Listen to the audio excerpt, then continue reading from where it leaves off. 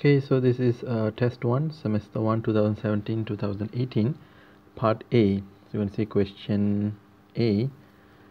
So given three numbers, P, which is a decimal number, Q, which is an octal number, and R, which is a binary number. So what we have to do, we have to convert P, Q, and R into hexadecimal numbers. And then we perform the following operation, which is P plus Q minus R. And then we give the result in hexadecimal and binary number. So let us do one by one. So let us look at P. We're supposed to convert P from decimal to hexadecimal. So the conventional way is we will perform long division, but because we are allowed to use calculators, we can get this answer very easily. We can just convert them using calculators. So I'll go straight. I'll skip the part of how we can get it by using the calculators. So I assume all of you know how to get how to convert the base numbers in your calculator. So for the P, when we convert into hex, we'll get hex 1353. And the same goes with Q. Q is an octal number. You can very easily also convert it using calculators. So we'll get hex 8EA. Now this two part is easy. And same goes with R. Now this is in binary, and to convert into hex, we have to group them in groups of 4 bits each, and we convert the 4 bits binary into equivalent hexadecimal number. Likewise, you can also use that. You can use calculators to actually convert this binary number into hex, and you will get 1 hex 1777. So this tree is quite easy. So let's go to the next part, which is P plus Q minus R. So what is P? Let me just move this up a bit. So P is, let's do the first one, which is P plus Q. So we have, let me just change the color. So we have hex 1353, and we need to add with Q, which is hex 8EA. So we perform this addition. A is actually 10, so 10 plus 3 is 13. So 13 is equivalent to D in hexadecimal. And then we have 5 plus E. E is 14. 14 plus 5, you get 19. So 19 has exceeded, you get 19. So 19 has exceeded the base number with hexadecimal 16 by 3. So we'll write here 3, and we'll have a carry out here. So we'll have 3 plus 8, which is 11, plus 1, that's 12, which is C, and you'll have 1. So the addition answer is hex 1C3D. And then you have to minus it with R. So let's do that. Minus hex 1777. So D is 13. We need to minus 7. So 13 minus 7, you get 6. And here 3 minus 7, because it's a smaller number, so you have to borrow it from neighboring here. So C minus 1, you'll have B, and you'll carry 16. So 16 plus 3 is 19. So 19 minus 7, you'll get 12. 12 is C. And this is B, which is 11, minus 7, you get 4. And 1 minus 1 is, of course, 0. So this is the answer in hex. So what we're going to write here is hex 4C6. And the next thing is we need to convert this into binary. So you know that hex 4C6, every hex digit you can convert to 4 binary bits. So 6 will be 0, 1, 1, 0. C is 12. So you'll get 8 plus 4, 0, 0, and 4 is 0, 1, 0, 0. So this is the answer in hex. Now take note that because the most significant bit is 0, you can choose to ignore it because it doesn't bring any meaning. Only the zeros after a digit will have some meaning. So the answer for the last one you can write as 1 0 0 1 1 0 0 0 1 1 0. And there you go, this is the solution for the first part. Okay, so we are still in part A, this question B. So here is mentioned the value that a decimal 160 is loaded into working register. What are the value in working register and the condition of N, O, V, Z, D, C and C flags in the status register after you perform this instruction? Subtract working register from file register. Instruction is executed. Show your detailed calculation. So let us try to understand what is this instruction, subtract working register from subtract working register from file register. So how it looks like is going to be something like this, F minus W. So here it seems like it's a tricky question. As you know, this is the format of the instruction, sub WF, and it has F and D and A. So this is how the three fields is there. So here we're supposed to subtract working register from file register, and if you notice at this point in this question the file register is referring to working register as well as the destination. So which means the file register is actually referring to working register minus the content of working register. And where do you store? And you store the answer in working register. So the content of working register is going to minus by itself and store it in the working register. So this is just a slight trick in the question, but it's quite easy if you understand how the instruction actually works. So let us start off first with the value. They mentioned that the value decimal 160 is loaded into working register. Now you know that whenever a value is loaded into a file register, the value will be stored in binary format. But we have learned in class that we can also use hexa numbers to represent the binary number. So what we can do here is we have decimal 160. We can convert this to hex number by using your calculators. So in hex you'll get it as hex A0. So which means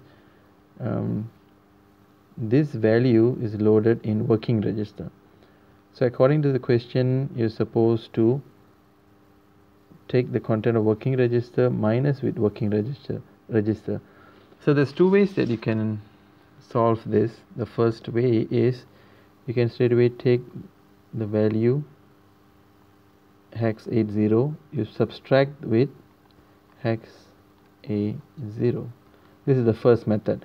The second method is that we have learned in class is that what we do, we manipulate the subtract sign by performing 2's complement on the subtrahend, and therefore we'll convert this subtraction into addition.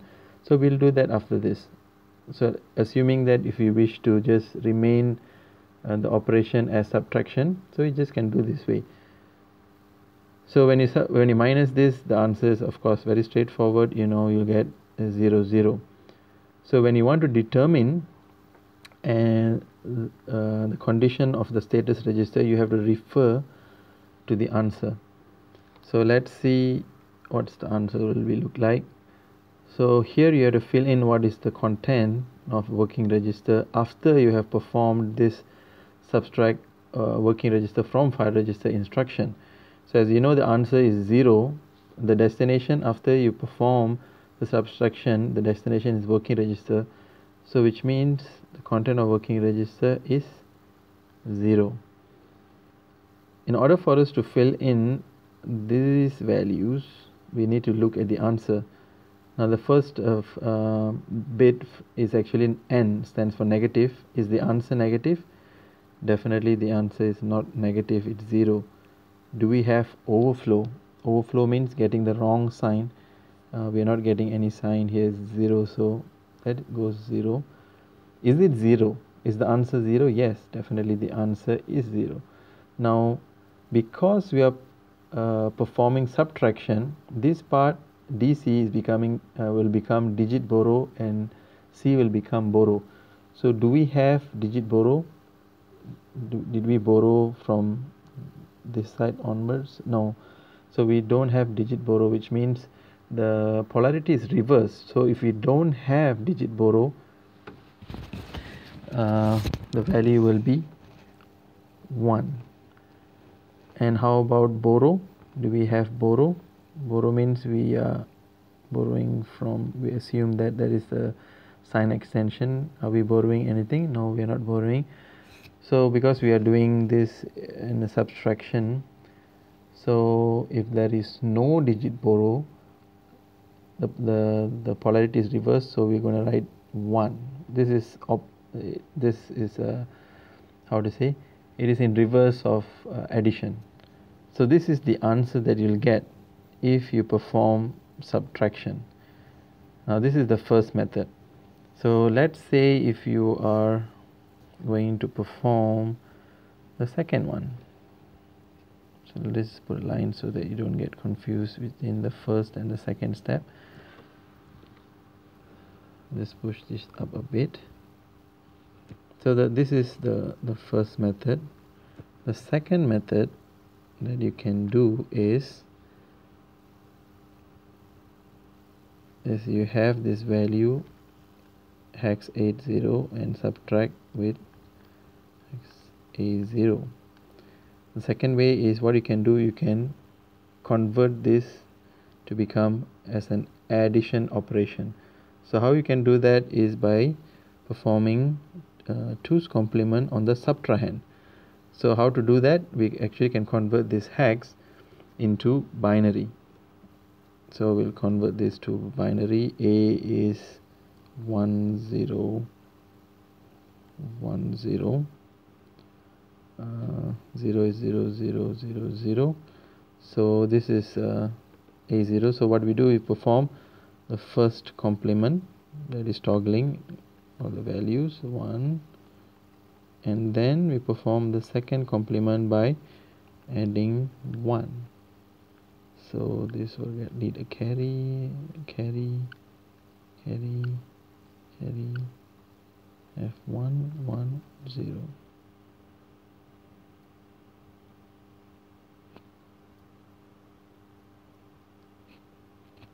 Okay, so this is the 2's complement of A0. So how the top number is actually a negative number. A0 is negative, minus with A0, which is also negative. When you simplify the sign, you get negative plus with positive. You simplify this, negative becomes positive. So therefore the subtrahend should be we should convert it from negative to positive. That's what we have done it. We got a positive value. So this is, if you convert this into hex, you will get hex, this is 6 0, get this value. So now when you rewrite it back, this will become hex A0 plus with the positive of A0, which is hex 6 0. So now when you add, so you add 0, you get this. A is 10, 10 plus 6 is 16. So 16 has exceeded the maximum allowable digit. So you get 16. So 16 minus 16, you get 0, and you have a digit carry of 1. So the answer is to get 0. So if you do the second method, you will notice that you will get a slightly different answer at the status register. So let's have a look. The content of working register, okay, let me just write this down. This is the answer for the first method, and here's the answer for the second method. So the content of working register still remains the same. And is it a negative number based on this? No, it's not a negative number, so it's 0. Do we have overflow? No, we don't have. Is it 0? Yes, it is. Now, do we have a digit carry? You see, when you perform addition, there is no digit carry over here, which means the value will be 0. Do we have a carry? Yes, we have a carry, so it will be 1.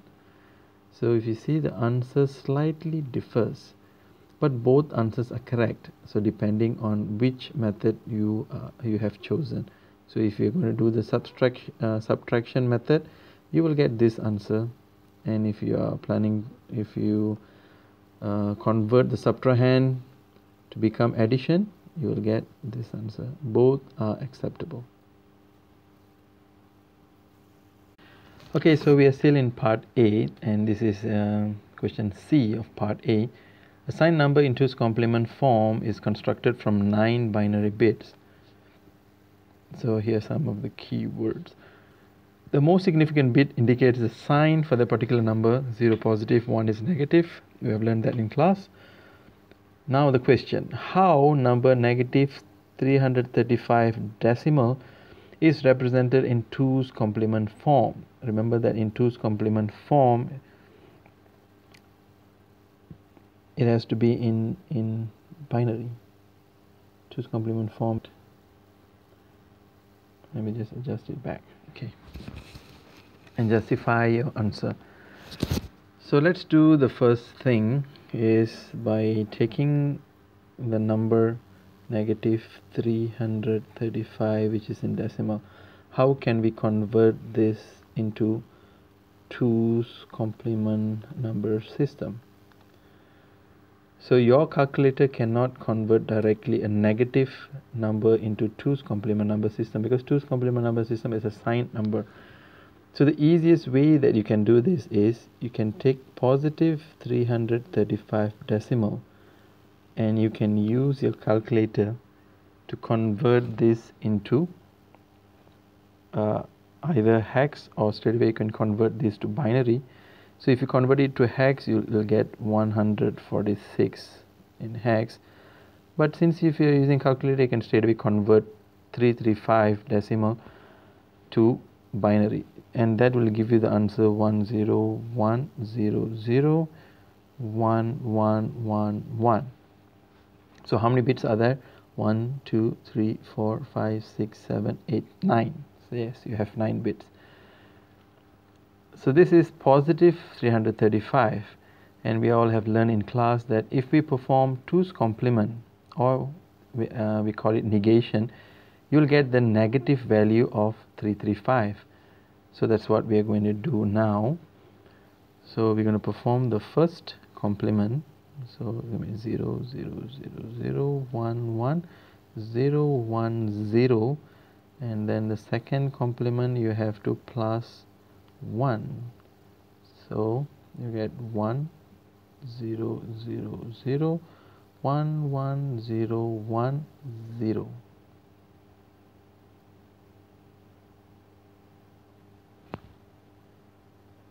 So if you see here, this is not really accurate. The problem here is you're not getting a negative value, because the negative value is supposed to be the most significant bit supposed to be 1.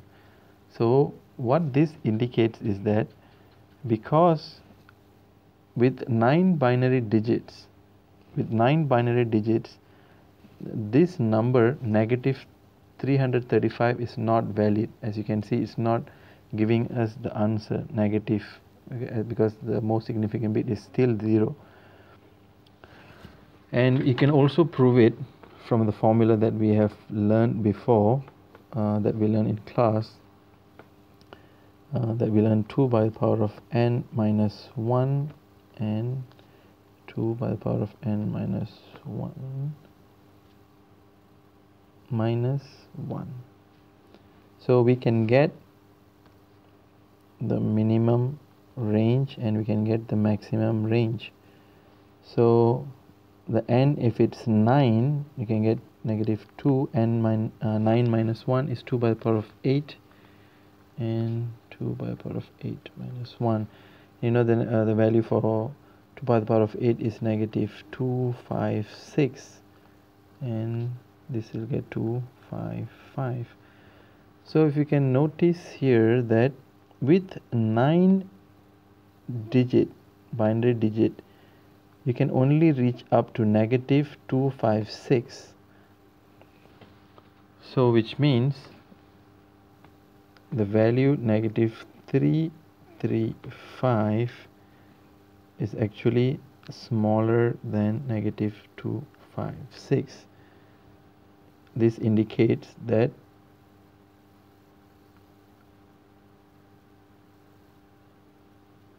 negative 335 is not a valid result, as it is out of range, because this is the range that we have, negative 256. So if we want to represent negative 335, so if we want to represent negative 335,